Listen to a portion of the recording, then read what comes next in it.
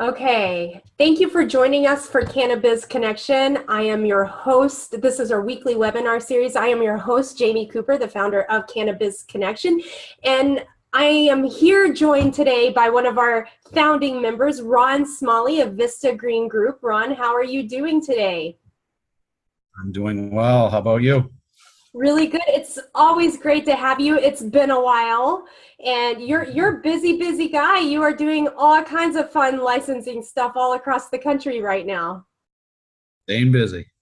Yeah, staying busy. Well, yeah, it's always good to talk to you, and a lot going on in Michigan, as you already know. I am going to start my slideshow right now so everyone can see. There we go. Okay. So I kind of wanted to talk about, before we talk to Ron and he tells us a little bit about Vista Green, I kind of want to talk about the current Michigan landscape. Last month, or actually this month, the licensing board in Michigan, they canceled their meeting for June. In fact, their next meeting, I'm looking over at my calendar, is the 12th of July. A lot of work has to be done. So far, they have taken 566 applications for pre-qualification. You know, this is step one of the process where they have to submit tax records, banking statements, get some of their attestations that are required as part of it. And 24 so far have been approved. 9 have been denied. This means there are 533 applications still left to review for just phase one of the application process. There's 2 parts to it. Phase one is that work where you have to gather all those materials, and then phase 2 is you've got to gather more materials like your operational plans, your marketing plans, your facility plans, things like that. And another thing, 254 of those applications are seeking immediate approval, meaning they want to get up and going. They've probably already submitted step 2 as well. There's 108 growers, 34 processors, 90 provisioning centers, and then 8 secure transporters, and 5 safety compliance facilities. So a lot of work to be done. And you know, for the 566 people that have submitted so far, the state has collected a $6,000 application fee, meaning that the state has collected $3.4 million in application fees so far to this date alone. And this is, you know, this is just the tip of the iceberg. So Ron, a little update, that's exactly what's going on in Michigan. So tell us, I'm going to unshare my screen and we're going to get to talking about you and Vista Green and your experience and how you got into this industry. Sure. So I've been involved for almost 7 years now. I live in Portland, Maine, and had an opportunity back 6+ years ago to get involved with a group in Maine that had 4 licenses there. After a year with them, I designed and built out dispensaries and a large grow. Saw an immediate opportunity in Massachusetts. They had just passed that November, as well as Connecticut, and wanted to take what I had learned in Maine and apply it to the people of Massachusetts and Connecticut to assist them in application process and design facilities and ultimately implementation and operations. Fast forward a few years, we have been successful in Massachusetts. We've been successful in other states, to name a few that we've worked in: New York, Illinois, Pennsylvania, Maryland, Hawaii, Connecticut most recently, Ohio, Arkansas, and then the Florida second round, which is out right now. So, you know, we're a small firm. We're made up of strategic partners that are the best, I feel, in their class, whether it be mechanical engineer or biochemists or attorneys, security specialists, and finance specialists. I pull in strategic partners to work on these applications. And one of my partners on this, he refers to it as getting the band back together every time an application comes out. So currently we're getting the band back together for New Jersey. That's on everybody's radar. Anybody who's working on a national model level, it seems. And then Michigan, obviously, you and I have spent a lot of time together working on the Michigan opportunity. I've come into market there and given a few speeches, and we've done these webinars, and I'm very happy to see it moving forward in the way that it is, although very slow. It just means that they're being thorough, and people just have to be patient and trust the system. It's a lot of content to go through. As a matter of fact, most states that we work in, we deliver thousands of pages of content. These applications are much smaller, so they do not have to review as much. That being said, I think people that are in the process of applying or looking to apply might want to increase the amount of content that they deliver in order to set themselves apart from some of the applications that have been submitted. And it's interesting, those numbers that you put up there, 108 grower applications. That's a staggering number, especially compared to the other numbers. Typically in these types of markets like California, people don't have a lot of capital to get going in a regulated market, so they'll go with like a dispensary model or a processing model because it's an easier entry level. Now, I know it's 108 growers. That is definitely a lot, and that's just of the 254. You would think that the provisioning center number would be a little higher because we had so many provisioning centers that were up and running before the state released these new guidelines. Now, let's say, I mean, there's nothing telling the state that there's no caps on Michigan. So they're not saying, we're only allowing 100 growers. So in that situation, when the market, have you seen it, other states where the market has been saturated with growers and not enough dispensaries? You know, it's every market is different. It's not easy to compare to state. In that sense, in what you just laid out. But I will say that if I were to pick a state that is closest to Michigan, it would probably be California. Whereas it was an established market, very much grassroots, and you created your industry without really government oversight. And now they're expecting adult use here very soon. And I have close to firsthand information. The whole process that we're going through is due to the fact that adult use is coming. They want to be prepared for this. They want to have everybody licensed and be able to have money to go and do the inspections, knowing that adult use is coming. So, you know, California is going through the same growth issues right now. There are a lot of growers in California. So if you're in the California market, you know exactly what I mean. There's, you know, the catchphrase lately has been the race to the bottom on cultivation pricing, because there's so many growers out there. It's, you know, who can produce it the cheapest or who has to sell it the cheapest in order to survive, to move product, which is never a good situation to be in. But that's what we're seeing in California. And I hope that Michigan does not, you know, follow that path, and that, you know, the regulations that they're putting out there are going to, you know, pun intended, weed out the people that really don't belong growing in this industry, and that are going to be able to produce good quality product that passed analytical testing. I had a conversation with someone yesterday that was talking about, and it was a broadcast just like this, and it was talking about the importance of having someone with that large amount of business sense on your team, and then having someone that has that great amounts of cannabis experience on their team. What does that partnership usually look like? Because a lot of people that do have that experience do want to be a part of this, but it can't really be done without that money and that really great business sense. That's right. That's right. And, you know, that could be part of, not to, you know, get off of your question, but that could be part of the problem that the department is having with approving these licenses.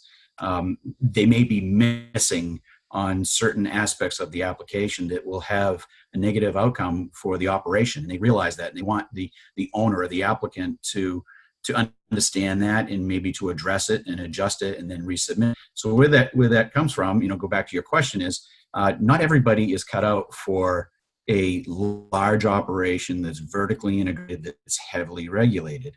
A good grower may want to just grow and be responsible for the operation, whereas someone who's rooted with finance and understands, how the company is going to stay afloat and to be able to brand accordingly and get market share and to be careful about certain things that are selling and not selling. That could be the kiss of death if you put too much emphasis on certain strains of products that don't move. And then you need to generate that income in order to keep the lights on. So back to your question, again, a roundabout way to get there, but it takes a lot of different people with different skill sets to come together and create an operation that's going to be successful. I think at one of your events and some of the other speaking arrangements that I've been at, I begin by saying 90% of you are going to hate me within the first 5 minutes, because I'm going to spell out exactly how difficult this industry is and what's required. And you're going to realize real quick, my dreams of being in this industry are going to be tough to realize, both financially and operationally. And I just don't know if I have it. Well, you do have it. You do have a skill set. Look to the person to the right, look to the person to the left. They have different skill sets. Shake hands, meet people, network, pull together a good team that's going to be successful in the end. Well, yeah, and just go ahead and admit that you can't do this by yourself. I mean, it takes a village, literally. Like, it really takes a village to do this, and there's a lot of reason for it. Very heavily regulated. Even if you could do it all yourself, you can't. There's just not enough hours. You need to delegate. You need to delegate accordingly to the people that you surround yourselves around with good people. Right.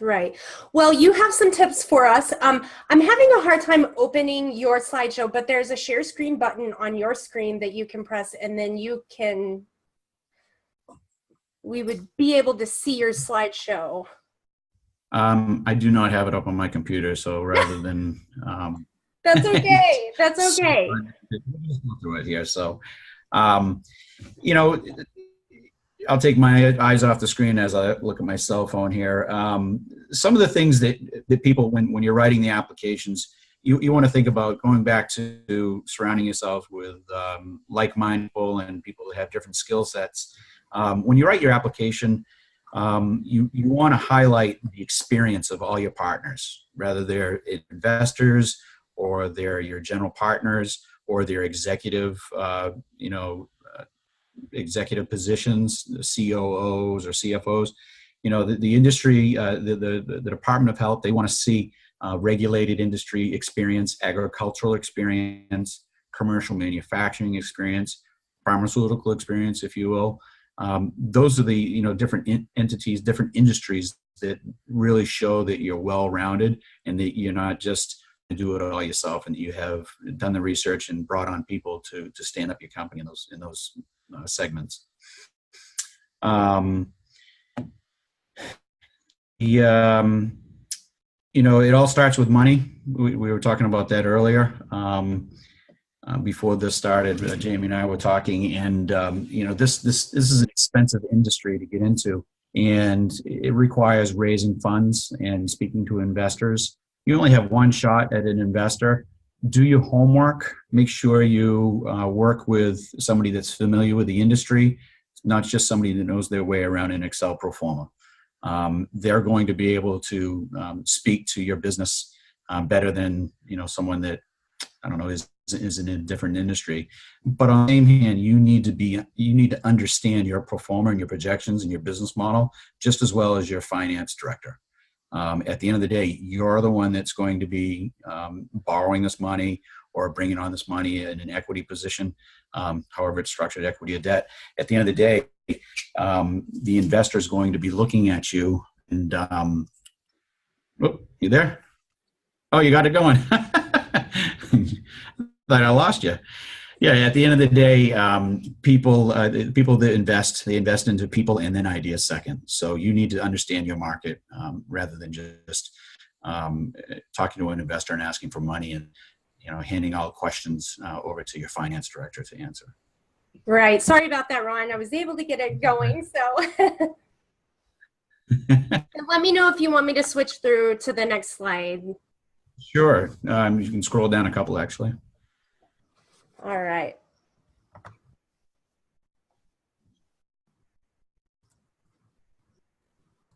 Tell me when to stop.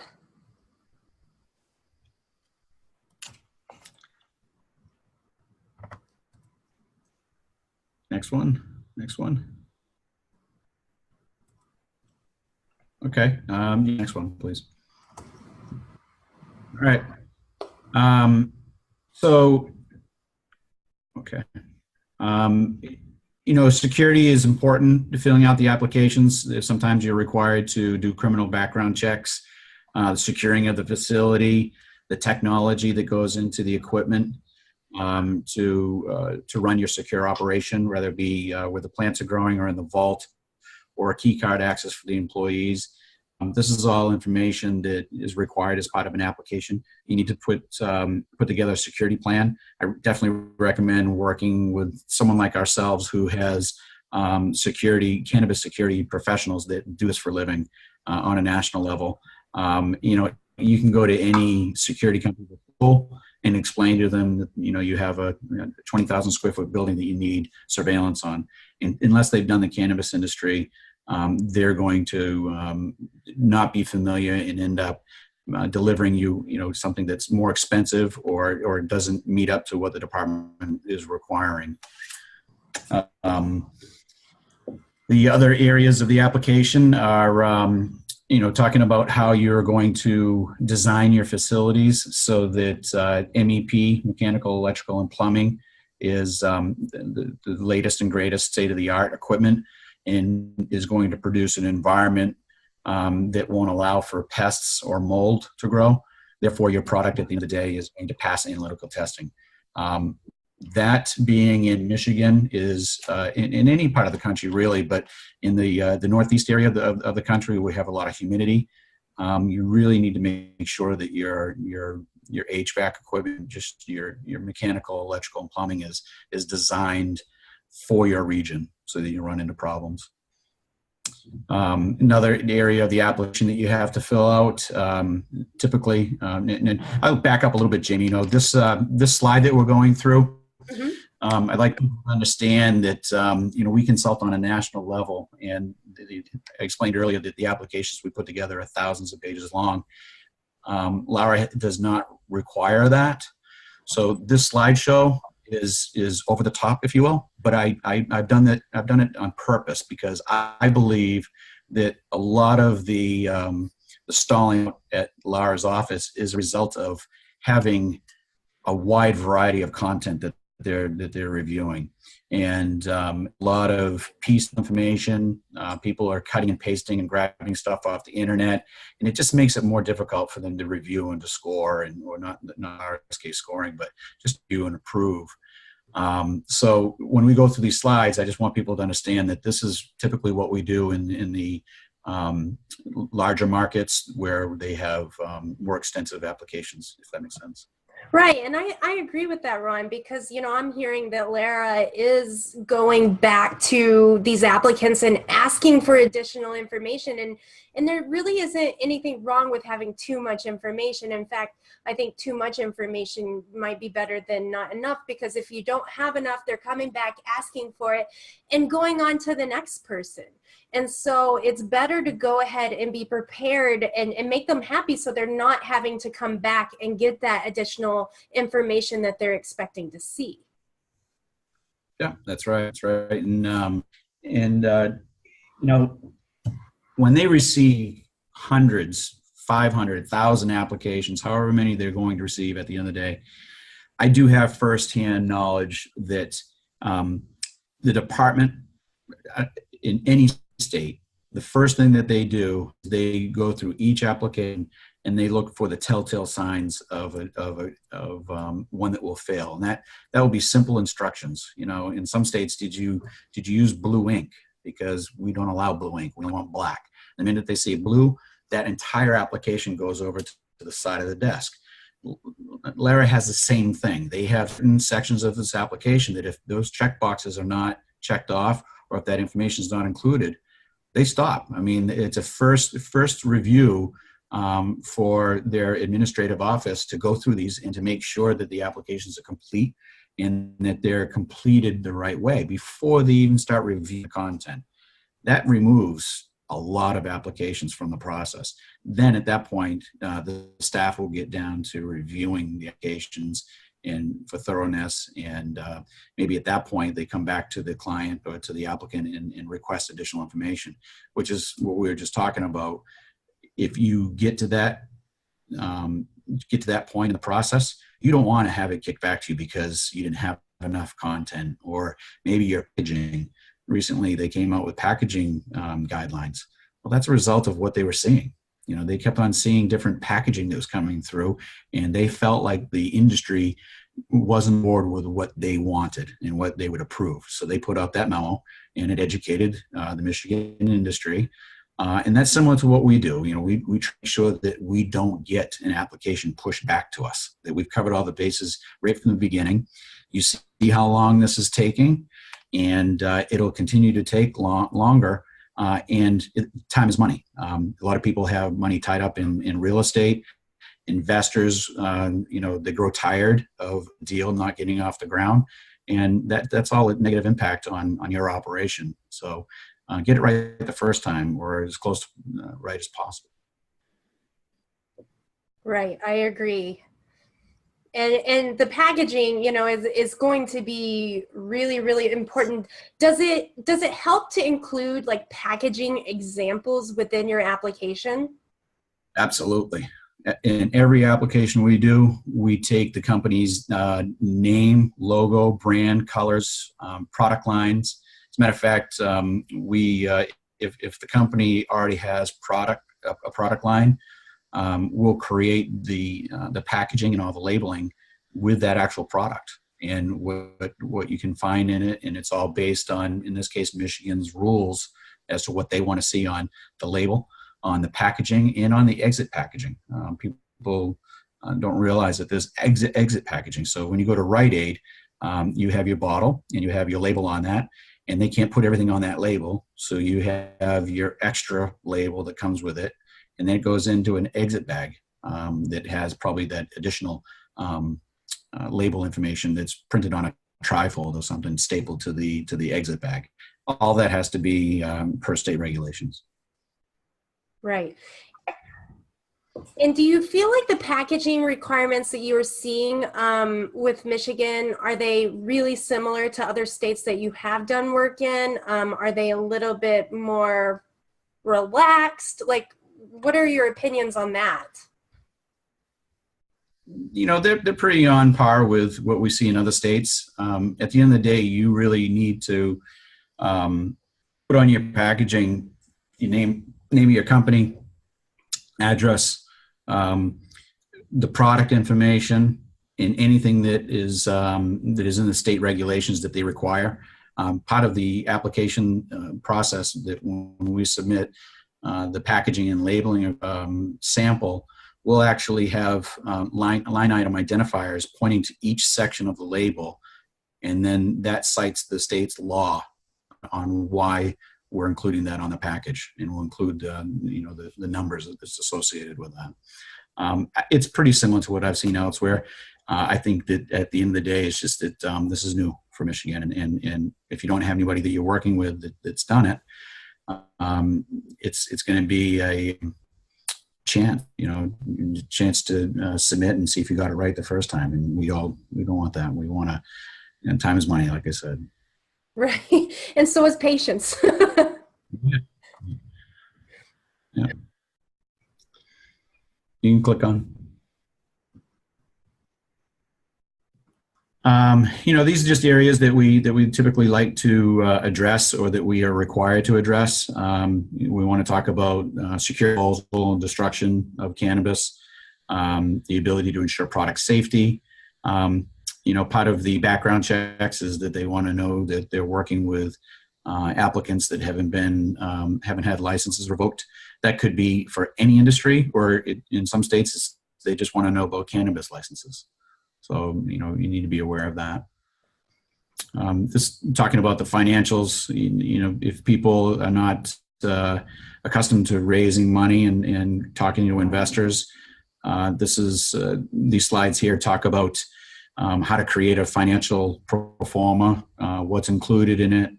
They're as pro formas are, they're assumptions based on your best understanding of you, your company, your market, and your competition.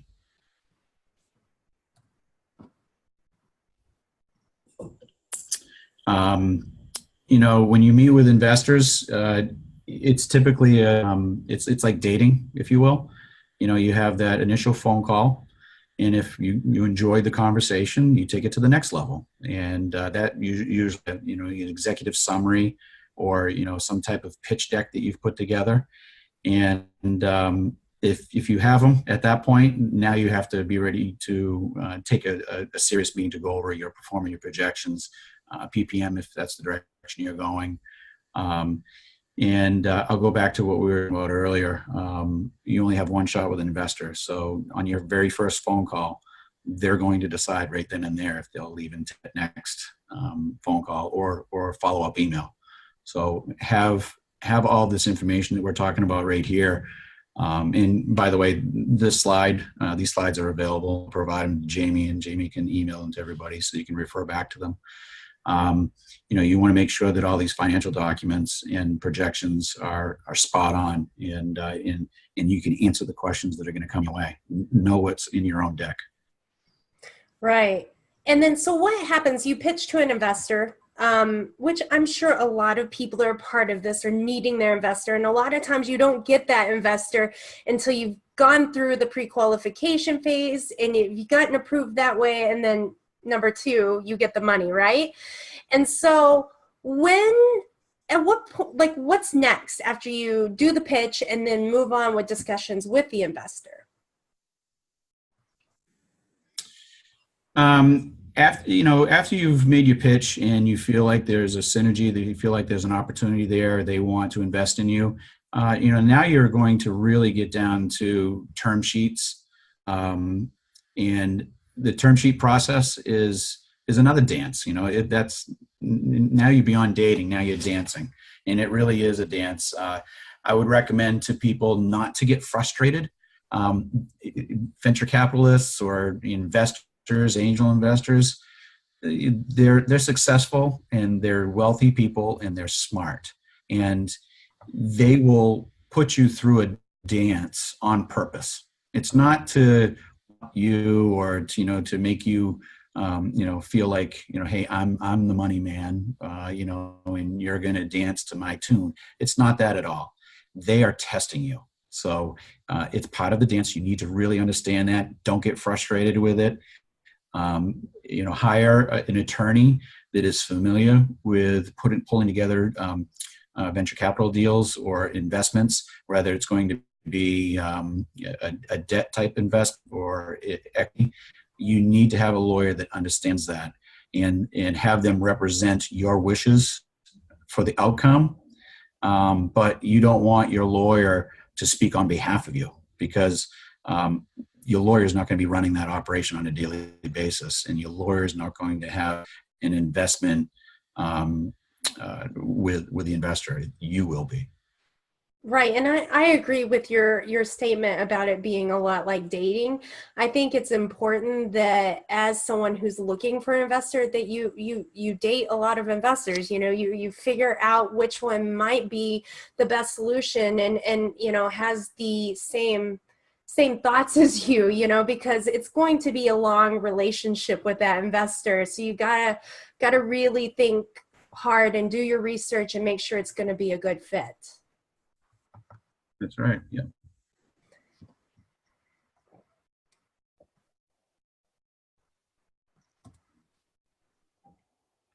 You can keep. Yeah. So the just to round out the investor conversation, what you were mentioning, making you pick the right investor. It'd be nice, and this isn't always the case, but it'd be nice to have an investor that has a value add. I recently worked with a client that was in the botanical extraction business, and they were asked to invest into a cannabis, processing extraction company. That person had the money, they had the understanding of operations, they had the understanding of extraction. That was a beautiful fit. And just as long as they got along, that will be a successful relationship.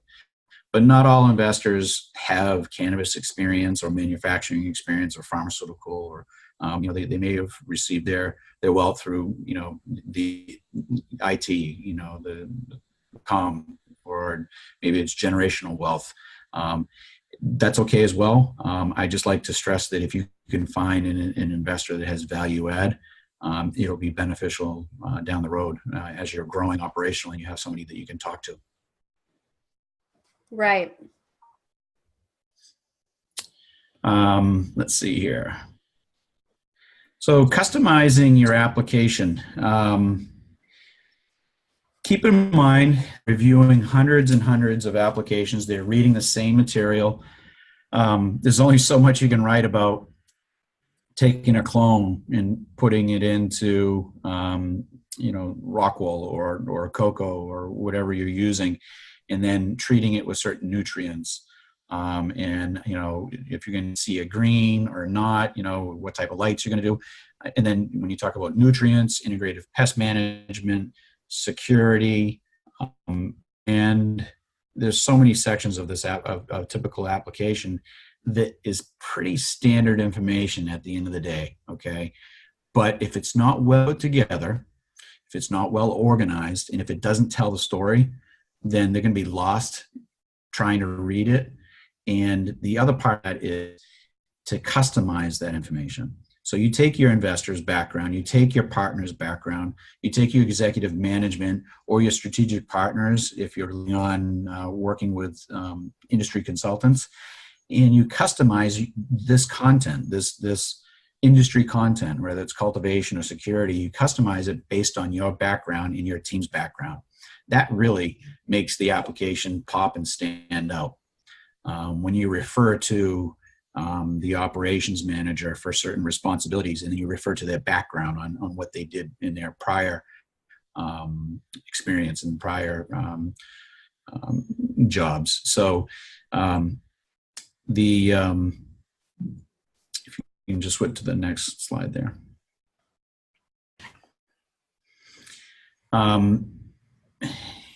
When we talk about the owners, founders, investors, and their CVs or their bios, resumes, I recommend, if you're going to include that in the application, that they all look the same. Everybody uses a different type of template for their resume or their CV.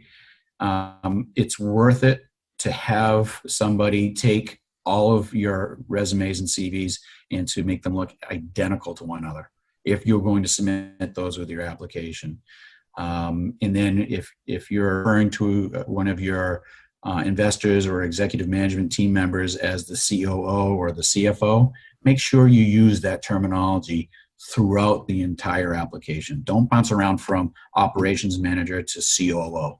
It just gets confusing. You want to keep your terminology accurate the whole time and consistent. Ron, is it safe to say that there might be a marketing element to these applications? Making them visually appealing would make them more appealing to those that are reviewing them? I can see why you say that.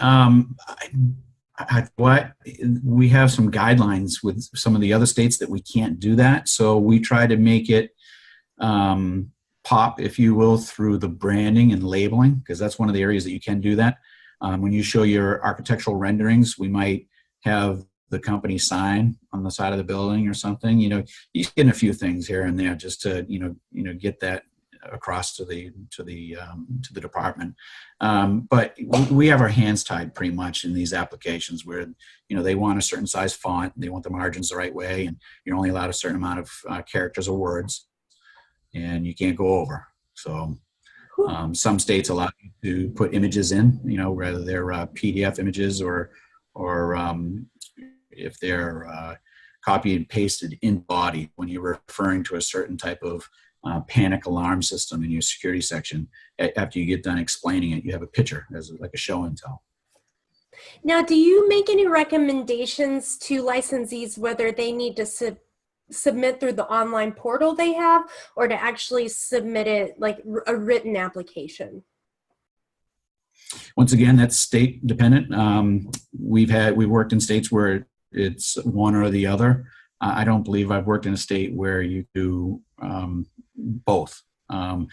I would recommend, I'm old school, printing it off, putting it in a nice binder, and submitting it.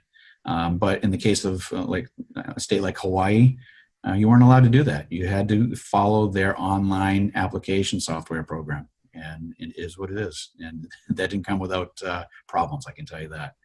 Right. Right down to the wire, and their program was glitching, and we had to call and say, hey, we're not going to make the deadline because your program's not working. And they could see us in there working and downloading and hitting enter. And they just said, keep going, we're getting it. Okay. You have to trust them. Yeah. Right.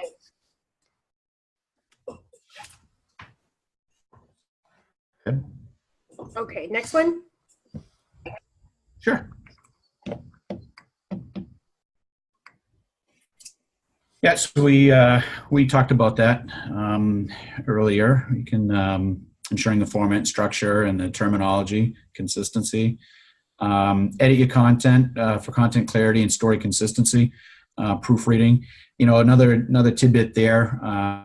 What we like to do is we like to refer to state regulation.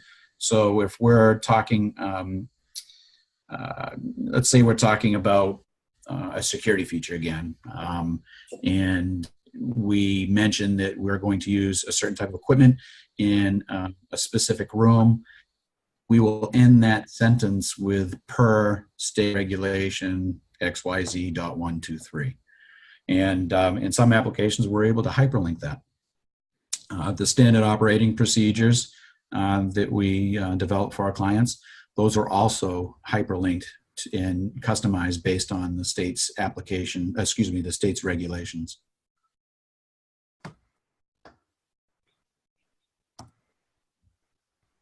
Yeah. So some of the things that you might want to think about addressing, even though Michigan doesn't require you to, these are other areas that we typically write about, and you don't have to read these. Again, this will be available for everybody, but Jamie, if you just want to leave these next pages up for a couple seconds each slide. Some of them may look familiar to you for what you have to do. Some of them may look more like standard operating procedures, which in some cases they are, but the department wants to see that you understand your own operation. So what better way to do it than to customize written content as part of your application and submit it.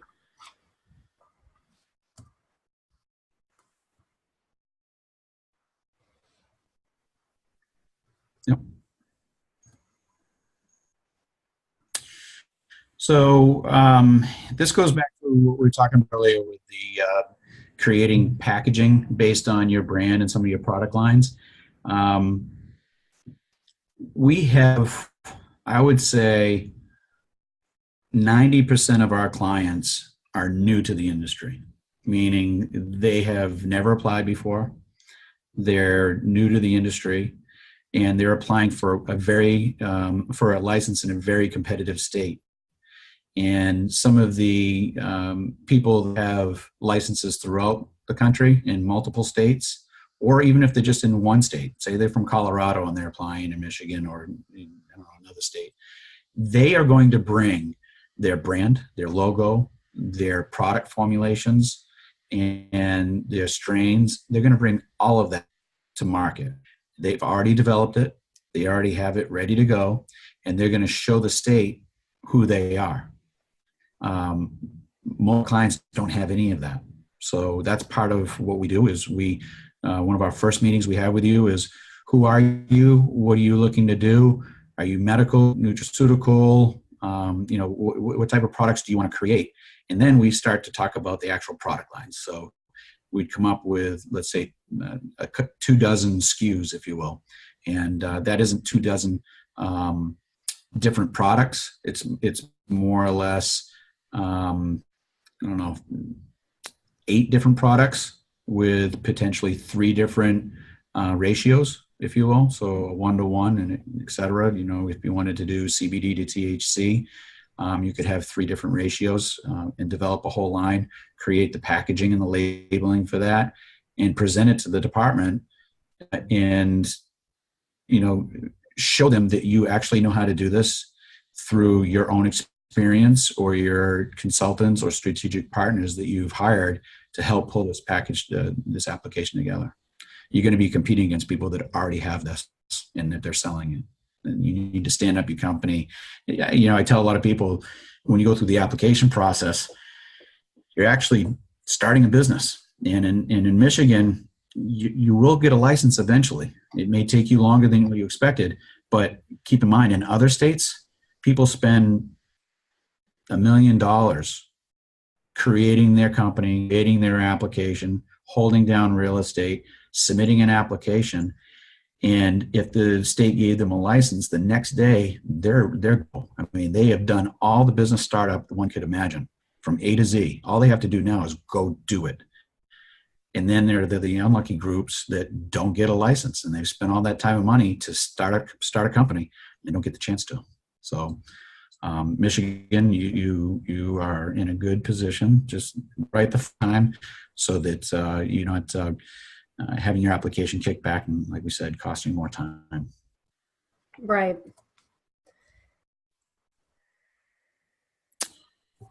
So we talked about that. We can skip over that.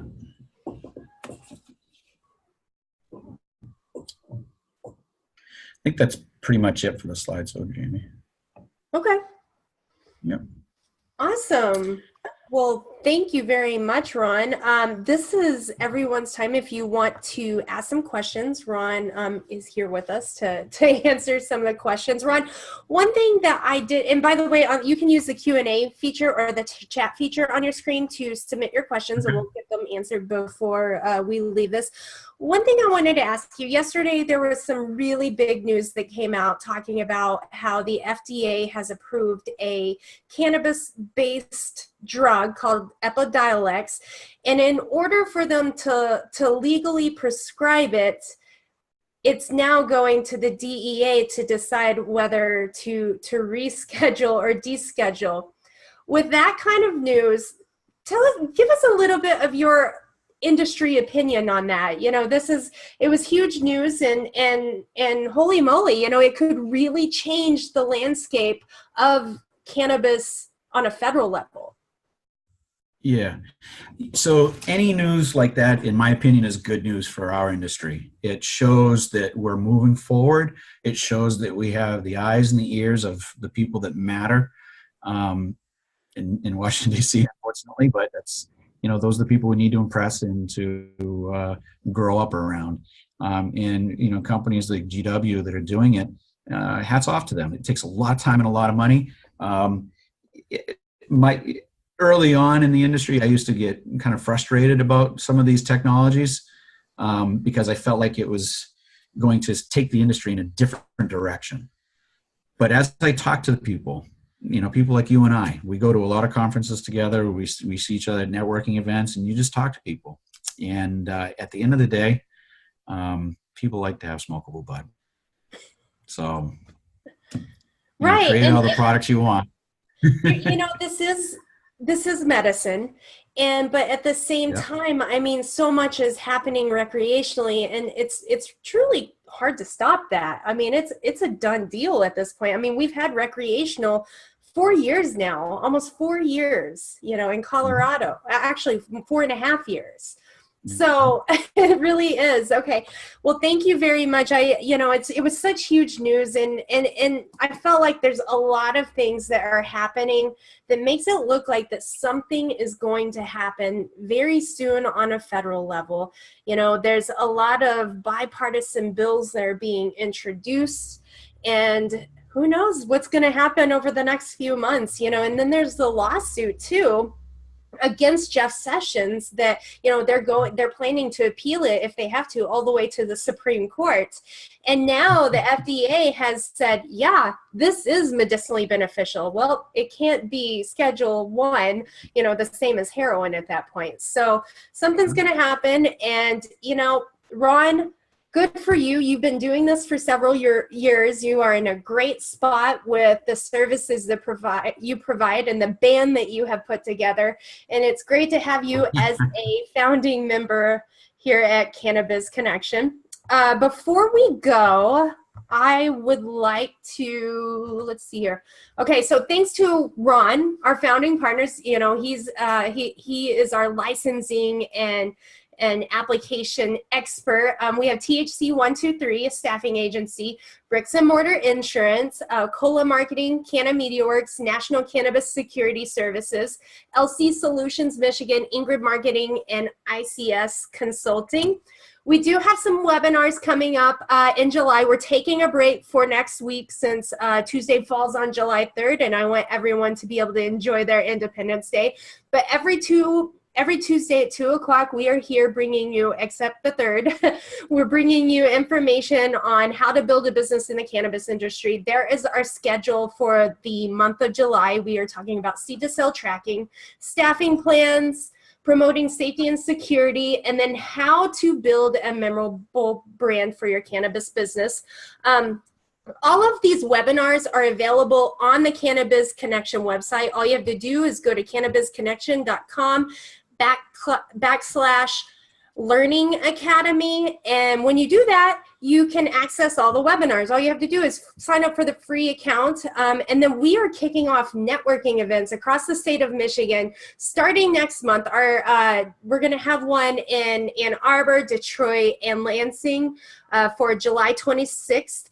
Every Thursday, we are going to be hosting these networking events. We knew that it was a huge need to have more networking events where we can come together and find our team members and find those investor potentials and find those strategic partners, you know, dispensers that you're looking to provide product to and so forth. So make sure you do that, and then you'll get access to all of our past webinars. And it looks like we have a question. Let's see here. Let me get it answered.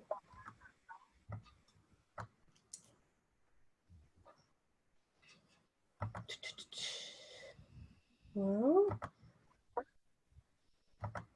there we go. Okay. So, thanks for Aaron. Thank you for being on our webinar. So I guess that's it. Aaron was telling us a great webinar. So Ron, as usual, thank you so much. I look forward to having you again. Coming up probably in a couple of months, we'll be talking about other topics. Ron, how do people get a hold of you? Well, we do smoke signals, pigeon courier. Now you can reach me on my cell phone. It's 207-318-1936. My email is rSmalley@vistagreenscg.com, and the website is www.vistagreenscg.com. We just redid our website, so if you're looking for events to go to throughout the country, it's pretty elaborate events calendar on there, as well as news and articles that we post. So I welcome you to check it out. And we did have a question come in. We have, okay. Would a change from medical to adult in Michigan change anything about the licensing process in Detroit? Would local approval still be required in Michigan, or would it be like Massachusetts where there is more restrictive on banning? You know, I can answer that question. With the adult use initiative, the municipalities still have a lot of control. I do believe if they are allowing medical already, they're kind of going to be allowing recreational. I don't want to say that that's official, but I do know that the municipalities still have a lot of control when it comes to the adult use initiative. So I think if it, you know, Detroit has some things that they need to get lined out. And you know, it'll be interesting to see what happens. Right now, we only have 96 municipalities that have opted in so far, and there's like 1,700 in the state of Michigan. So it's a minor fraction of municipalities that have opted in so far. And you know, I think us as an industry, we need to be doing our due diligence to band together, to be helping support each other. You know, there's plenty of pieces of the pie, and 96 municipalities. I mean, we have 300,000 registered medical marijuana patients in Michigan, and that's a massive demand. We're the second largest medical market in the country. So do your due diligence and support your neighbors. Go to those municipality meetings and help educate some of these people that are making these decisions, because it's just, it seems to me every municipality meeting that I have attended, most of them, it seems like there's just a general lack of understanding about what the regulated environment looks like. I mean, over the last 10 years, we've had an unregulated environment thrive. So it's a changing game now. So anyhow, I think that is the end of our questions. Ron, thank you so much for joining us. And my bird is telling me that I need to go off. Wrap it up. Right? Wrap it up. So, see you guys. Have a great holiday, and we will see you again in a couple of weeks. Thanks so much, Ron. Thank you.